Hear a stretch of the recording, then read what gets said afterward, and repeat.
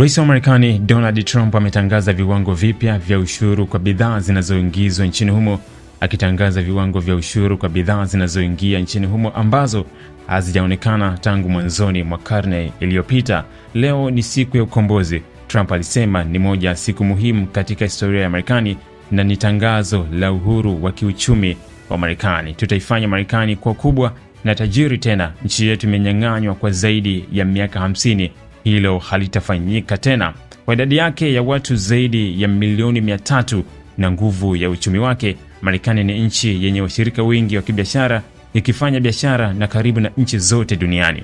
Lakini kutangazwa kwa ushuru mpya sasa kunakwenda kubadili kwa kiwango kikubwa namna dunia itakavyofanya biashara na kuathiri karibu ulimwengu mzima. Kwa jumla, hakuna nchi inayoepuka ushuru wa Marekani kwa sasa kwa ununuzi wa bidhaa zao, ambapo kiwango cha chini cha ushuru kitakuwa ni 10%. Nchi maskini zaidi kama Afrika Mashariki kwa kawaida hutegemea zaidi ushuru wa forodha kuliko kodi ili kuongeza mapato. Je, hatua ya sasa ina maana gani kwa uchumi wa nchi za Afrika Mashariki? Trump ametangaza ongezeko la ushuru kwa bidhaa mbalimbali kutoka Afrika Mashariki. Ushuru huu mpya unalenga sekta mbalimbali, hasa kilimo na viwanda ambazo zinategemewa na mataifa haya Afrika Mashariki kwa mapato ya kigeni. Anachokifanya Trump ni kuhakikisha nchi hiyo inanufaika zaidi, kwa sababu zipo nchi zinazoitoza bidhaa Marekani kiwango kikubwa zaidi cha ushuru. Trump anasema hilo linakoma, ingawa kwa Afrika Mashariki ni DRC pekee yenye kutoza 22% bidhaa zinazoingia nchini humo kutoka Marekani. Nchi nyingi ziko kwenye kiwango cha 10%. Viwango vipya vya Trump ni kama vinavyoonekana hapa. Kwa nchi hizi, ushuru wa bidhaa zote zinazozalishwa na kuagizwa Marekani kutoka Afrika umewekwa kwa kiwango cha 10%. Hii inajumuisha bidhaa kama chai, kahawa na maua kutoka Kenya na Rwanda, samaki, mbegu za korosho na bidhaa za ngozi kutoka nchini Tanzania, bidhaa kama kakao na vanila kutoka Uganda na Rwanda, na bidhaa za viwanda kutoka Kenya na Ethiopia. Kwa mfano, mwaka 2024 Kenya iliuza tani 58,000 za chai na tani 23,000 za kahawa kwenye soko la Marekani, kwa mujibu wa ripoti ya shirika la biashara duniani.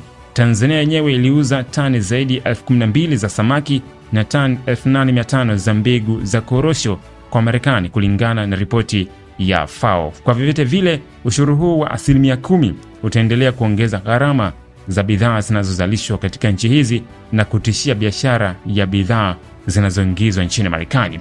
10% ni kubwa sana kibiashara, hasa kwa jiografia yetu na umbali wetu na Marekani. Unaongeza gharama, uhifadhi na ushindani. Haitakuwa rahisi sana kwa wafanyabiashara wengi, amesema mchambuzi mmoja wa masuala ya uchumi Beatrice Kimaro kutoka nchini Tanzania.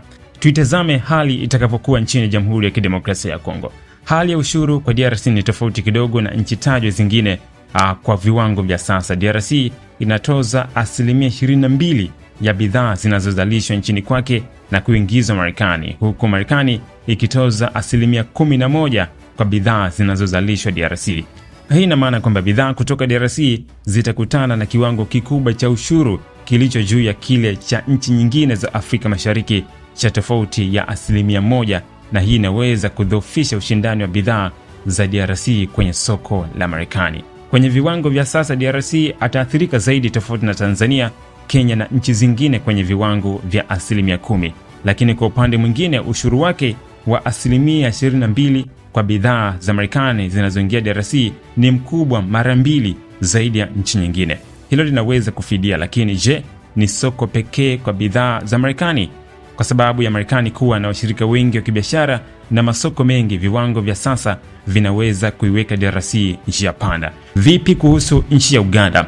Uganda pia ina hali tofauti, kwani inatoza 20% kwa bidhaa zinazozalishwa nchini Uganda na kuingizwa nchini Marekani, wakati Marekani inatoza 10% kwa bidhaa zinazozalishwa Uganda. Hii inamaanisha kuwa Uganda itakutana na ushuru wa juu kwa bidhaa zake zinazozalishwa na kuingizwa Marekani, lakini pia itafaidika kwa kiwango kidogo cha ushuru kutoka kwa Marekani kwa bidhaa zake zinazohitajika nchini Marekani. Lakini kiwango hicho kidogo kinatozwa na nchi zingine za ukanda huu za Tanzania, Kenya, Burundi, Rwanda na Ethiopia. hili linaongeza ushindani. Kitu cha kuzingatia ni kuuza bidhaa nyingi kuliko kuagiza.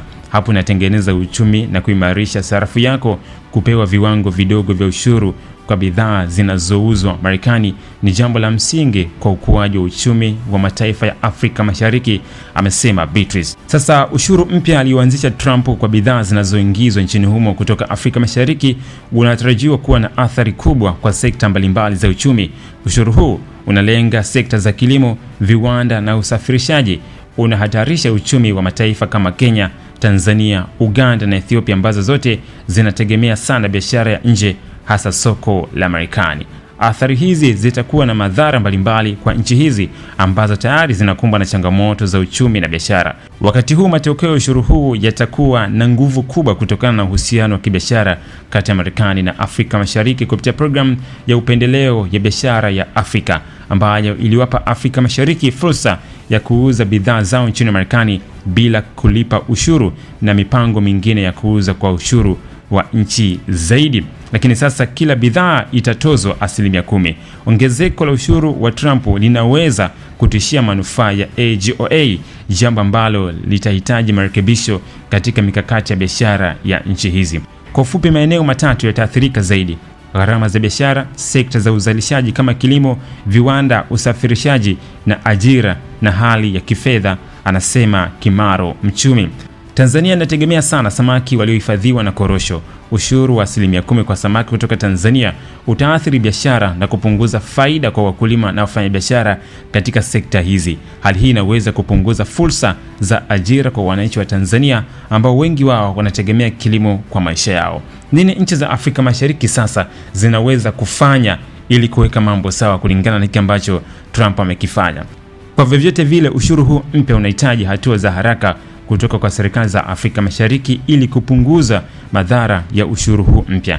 Na hii ni kwa sababu ya kuweka viwango sawia vya 10% kwa nchi zote duniani zinazofanya biashara na Marekani. Ingawa Trump mwenyewe ametoa nafasi ya mazungumzo kwa nchi zinazodhani zinaweza kufikia makubaliano mapya na kurekebisha ushuru huu. Ikisalia hivyo, wachumi wanaonya kwamba hatua hii itaathiri si tu watu wa Afrika Mashariki bali pia karibu nchi zote, wakiwemo wa Marekani wenyewe watakaolazimika kulipia ushuru kwa kila bidhaa inayoagizwa kuingia nchini humo. Hii ni zaidi ya vita, itabadili mambo mengi ya biashara. Ni lazima kutafuta masoko mengine kwa sasa, Afrika Mashariki zikiendelea kutafuta suluhu nyingine na Marekani kwenye ushuru huu mpya, amesema Beatrice. Ili kupunguza athari za ushuru huu mpya, mataifa ya Afrika Mashariki yanaweza kuchukua hatua kadhaa kutafuta masoko mbadala kwa kuimarisha biashara na mataifa ya Asia, Ulaya na Afrika yenyewe ili kupunguza utegemezi wa soko la Marekani. Pili ni kuboresha viwango vya uzalishaji kwa kuwekeza katika teknolojia za kisasa ili kuboresha ubora wa bidhaa na kuongeza thamani ya mauzo, lakini pia kuwekeza katika viwanda vya ndani, hasa sekta za ndani za uchakataji wa malighafi ili kuongeza ajira na kupunguza utegemezi wa masoko ya nje. Lakini serikali za Afrika Mashariki pia zinaweza kufanya mazungumzo ya kibiashara na Marekani kutafuta suluhisho kama vile makubaliano ya ushuru nafuu au kuingia katika mikataba mipya ya kibiashara. Ni kulingana na BBC. Dataflow inakuletea uhuru wa kukamilisha chochote na intaneti ya uhakika. Kuwa hewani muda wote, popote ulipo, utakuwa na intaneti ya uhakika. Ni salama na huunganisha kwa haraka. Ina nguvu hata sehemu zenye msongamano. Pata data mtelezo yenye kasi kwa gharama nafuu. Wasiliana nasi. Tembelea tovuti yetu www.dataflow.co.tz.